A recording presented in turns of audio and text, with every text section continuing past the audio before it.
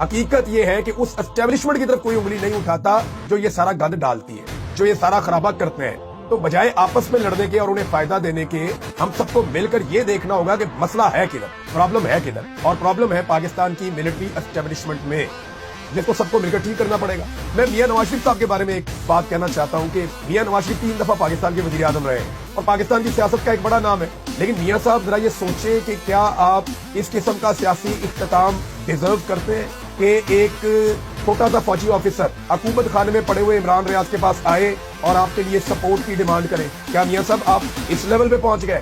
کیا آپ یہ ڈیزرو کرتے ہیں 3 دفعہ پاکستان کے وزیر اعظم بننے کے بعد؟ اور یہ جو میں بات کہہ رہا ہوں، میں حلفاً ٹھیک کہہ رہا ہوں کہ میاں صاحب 3rd کلاس فوجی آپ کے لیے سپورٹ مانگ رہا تھا ایک قیدی کی، یہ حالات تو آپ کے کبھی نہیں ہونے چاہیے تھے۔ تو آج بھی میاں صاحب دل بڑا کریں، یہ جو فوج نے آپ کو حکومت دی ہوئی ہے بھیک میں، اس کو لات مارے اور میدان میں آئے، اور میدان میں آ کر پبلک کو فیصلہ کرنے دیں۔ Let the people of Pakistan decide. Pakistan رہے گا، پاکستان کے لوگوں کی ول رہے گی تو حکومتیں تبدیل ہوتی رہے گی، کبھی آپ کی حکومت، کبھی کسی کی حکومت، کبھی کسی کی حکومت۔ آج عمران خان کے دیے ہوئے شعور کی وجہ سے کم اتنا تو ہوا کہ ہر پاکستانی کو پتا چل گیا کہ پاکستان کے جو فساد پاکستان میں پڑا ہوا ہے، اس کی اصل جڑ جو ہے وہ پاکستان کی اسٹیبلشمنٹ ہے۔